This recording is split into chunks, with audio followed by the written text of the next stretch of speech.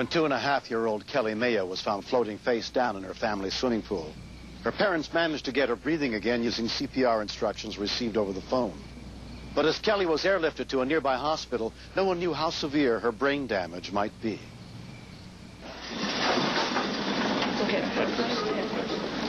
The flight to Cook's Fort Worth Children's Medical Center took less than 10 minutes. We've got a 2-year-old near drowning. What we got there? We've got a near drowning. Pediatric neurologist Warren Marks assessed Kelly's condition. She was posturing, that is, all of her extremities, her arms and her legs were sticking straight out.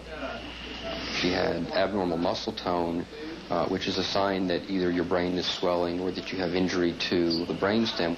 Why don't we get Johnny down? She's going to need a bed. Hey, guess what we got? Here you go, Johnny. Pediatric intensivist Dr. Johnny Griggs was also called in. Okay, Gary, let's get a tube. I'll hold some traction for you here. The main objective when she came in was to protect her brain from further injury.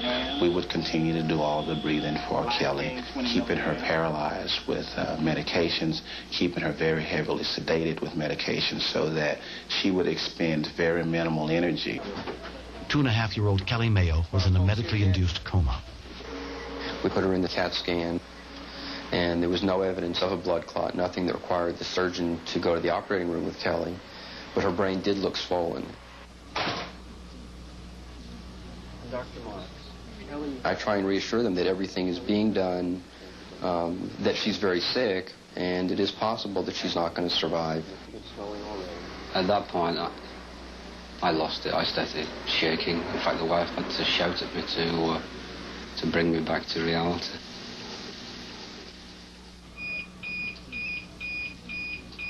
So we were there for about 2 or 3 hours before we went up to intensive care to see her. She looked so small and ill.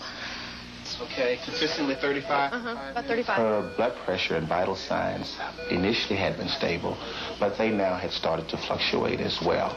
Dr. Griggs was trying to reduce the swelling and the pressure in her brain with drugs. 1 to 2 cc's per kilo. I haven't any problem with that. The first 48 hours were marked by these spikes of an intracranial pressure. The monitor reads out a digital number, with each spike, to me, indicated that the brain was in more trouble. And Dr. Griggs, he said they couldn't control the pressure any longer. And he thought she was going to have serious brain damage. I always see Kelly floating in the pool. Just face down. And I see that all the time. And I just think, God, how long was she in there? And how long did she struggle for? And what was she thinking?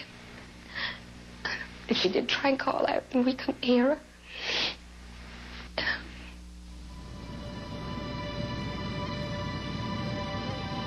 Kelly had been in the hospital for 4 days when Julie returned to her room to find everything had changed.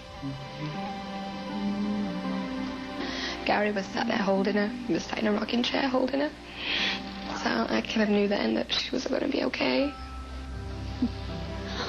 So then I put the baby in Julie's arms. It was great. My moment came when Mom was able to hold Kelly. You've given a child back to a family. A lot of families are not this fortunate. Kelly was released from the hospital after 10 days. She still has periodic checkups, but after 3 months, it's clear she has no brain damage. It was stupidity on my part that did happen in the first place. I should have watched it better. And the bottom line is, even if you're near them, you can't turn your back for 30 seconds. Because they can be in. You don't see anybody around. And your baby could be dead.